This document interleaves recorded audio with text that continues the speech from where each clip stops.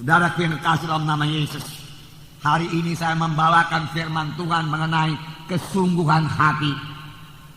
Sungguh-sungguh hati. Sungguh-sungguh hati mengikut Tuhan. Dengan segenap hati mengikut Tuhan. Dan dengan segenap hati menginjil. Dengan segenap hati melayani. Dengan segenap hati mengasihi. Kita lihat nanti dalam pelayanan Paulus. Firman Tuhan berkata dalam Roma 12 ayat 11. Janganlah hendaknya kerajinanmu kendor. Biarlah ruhmu menyala-nyala. Dan layanilah Tuhan. Pada pagi hari yang indah ini. Renungkanlah hidup rohani kita. Adakah kita menyala-nyala bagi Tuhan. Bersemangat bagi Tuhan. Mengasihi Tuhan. Mengasihi jiwa-jiwa. Ruhmu menyala-nyala, firman Tuhan berkata. Jangan hendaknya kerajinanmu kendor. Bukan hanya rajin mengerjakan pekerjaan dunia ini, rajin mengerjakan pekerjaan Tuhan, rajin berdoa, rajin membaca firman Tuhan. Jangan kendor pada akhir zaman ini. Amin, saudara.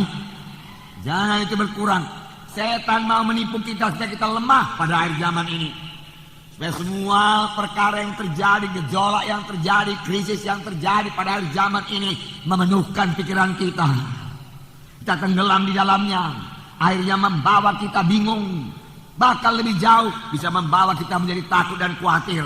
Sehingga kerajinan kita untuk perkara-perkara rohani kendor. Justru sebaliknya, pada akhir zaman ini, pada waktu krisis, pada waktu gejolak begini, pada waktu banyak kerusuhan, disitulah hendaknya kerajinan kita untuk Tuhan tidak kendor. Maka kita bertambah menyala-nyala, melayani Tuhan, membawa jiwa-jiwa kepada Tuhan. Karena pada waktu itulah jiwa-jiwa padaku terbuka hatinya buat Tuhan. Jiwa-jiwa sudah sampai padaku ke ujung jalannya. Dia tidak tahu mau berbuat apa, kepada siapa bersandar, kepada siapa berlindung. Saudaralah orangnya yang dipakai Tuhan untuk bersaksi kepada mereka, membawa mereka kepada Tuhan. Amin. Saudara yang kekasih dalam nama Yesus, Paulus menulis surat kepada sidang Korintus dalam 1 Korintus 15 ayat 58. 1 Korintus 15 ayat 58. Karena itu saudara-saudara yang kekasih, berdirilah teguh, jangan goyang, giatlah selalu dalam pekerjaan Tuhan, sebab kamu tahu dalam persekutuanmu dengan Tuhan, jerih payahmu tidak sia-sia. Tadi dikatakan janganlah hendaknya kerajaanmu kendor. Di sini dikatakan giatlah selalu. Giatlah selalu dalam pekerjaan Tuhan. Mari bergiat dalam pekerjaan Tuhan. Saya tidak mengatakan ini hanya untuk pelayan-pelayan Tuhan saja. Saya mengatakan ini bagi semua kita anak-anak Tuhan. Karena semua kita harus ambil bagian padaku dalam mengerjakan pekerjaan Tuhan. Amin, saudara. Amin. Ya. Giat dalam pekerjaan Tuhan. Itu adalah pekerjaan yang kekal, yang hasilnya kekal, yang seturut dengan kehendak Tuhan. Apakah yang sudah saudara perbuat buat Tuhan? Apakah yang sudah saudara berikan buat Tuhan? Biarlah Roh Kudus bicara kepada hati saudara pada pagi hari ini. Sungguh-sungguh Tuhan Yesus sungguh-sungguh melayani. Dalam Yohanes pasal 4 ayat 34. Tuhan Yesus sungguh-sungguh melayani. Yohanes 4 ayat 34. Kata Yesus kepada mereka, makananku ialah melakukan kehendak Dia yang mengutus aku dan menyelesaikan pekerjaannya. Mananku, Tuhan Yesus berkata, ini dikatakan Tuhan Yesus pada waktu murid-murid membawa makanan kepadanya, makanan badani.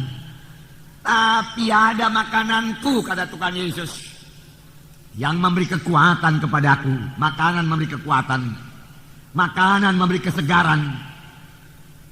Makanan badani memberi kesegaran badani, makanan rohani memberi kesegaran rohani.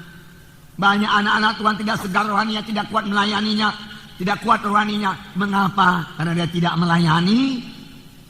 Tuhan Yesus berkata, makananku ialah melakukan kehendak Dia yang mengutus aku, melakukan kehendak Dia yang mengutus aku dan menyelesaikan pekerjaannya. Baik Tuhan Yesus, pada akhir hayatnya dia berkata, sudah genap, selesai pekerjaanku. Alangkah puasnya itu, saudaraku. Paulus pada akhir hayatnya dia berkata, aku sudah menyelesaikan perlombaan.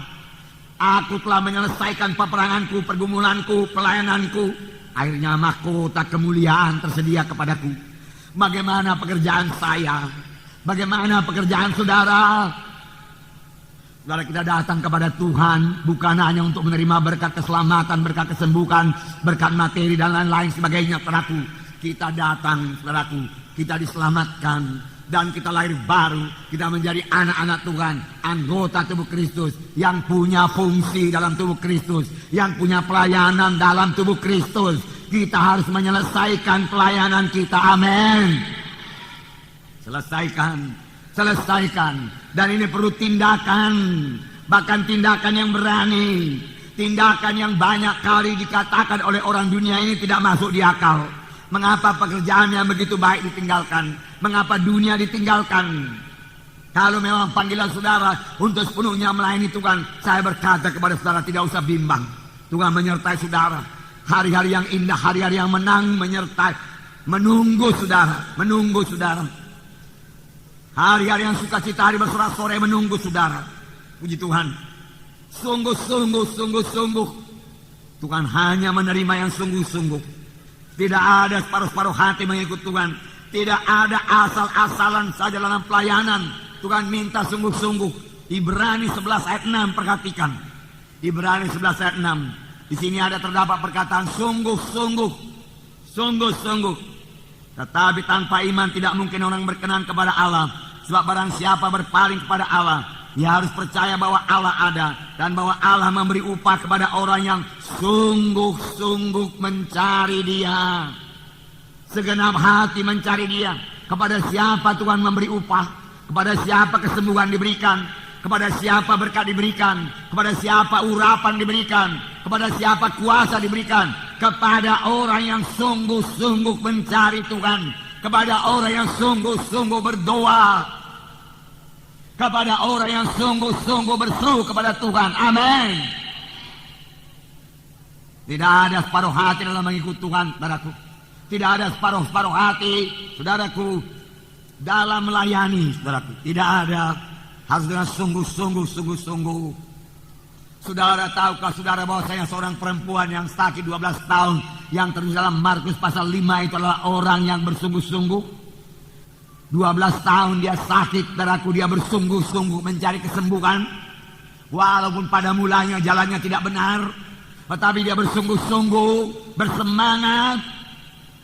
Dia pergi ke dokter, bahkan dia pergi ke tabib, tetapi tidak sembuh-sembuh. Akhirnya uangnya habis semua, tetapi dia tidak menyerah. Dia berkata, bisa, aku bisa, aku sembuh, aku bisa, aku sembuh. Berapa orang yang berkata demikian pada yang sakit? Lihat kesembuhan saudara. Aku bisa, aku sembuh, dia katakan, saudaraku. Akhirnya dia mendengar berita-berita tentang Yesus. Pun masih ada halangan. Tapi dia berkata, bisa ku atasi halangan itu. Bisa ku tembus halangan itu. Kalau aku jamah jubah Yesus, aku mesti sembuh. Aku sembuh.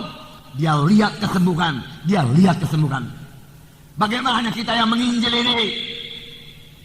Bagaimana saudara membawa jiwa-jiwa? Sedikit halangan menyerah, itu artinya tidak sungguh-sungguh. Mari datang ke gereja kami, sana ada mujizat Tuhan, kuasa Tuhan. Orang berkata, ada acara aku hari Minggu kok. Mundur. Kurang sungguh-sungguh. Saudara, ini akhir zaman, tantangan bertambah berat. Kalau kita saudara kurang bulat dalam tekad, kurang teguh dalam Tuhan, saudaraku, kurang bersungguh-sungguh, saudaraku, kita bukan hanya tidak berhasil membawa jiwa-jiwa kepada Tuhan, kita pun bisa rontok dari jalan Tuhan. Firman Tuhan berkata pada akhir zaman akan datang satu masa yang sukar. Daripada masa yang sukar, saudaraku, di mana pekerjaan setan bertambah-tambah, merusak manusia ini. Saudara sudah lihat sendiri bagaimana dia merusak muda-mudi. Saudara, di situ juga anugerah Tuhan bertambah-tambah bagi yang sungguh-sungguh mencari Yesus. Bagi yang sungguh-sungguh mencari Yesus.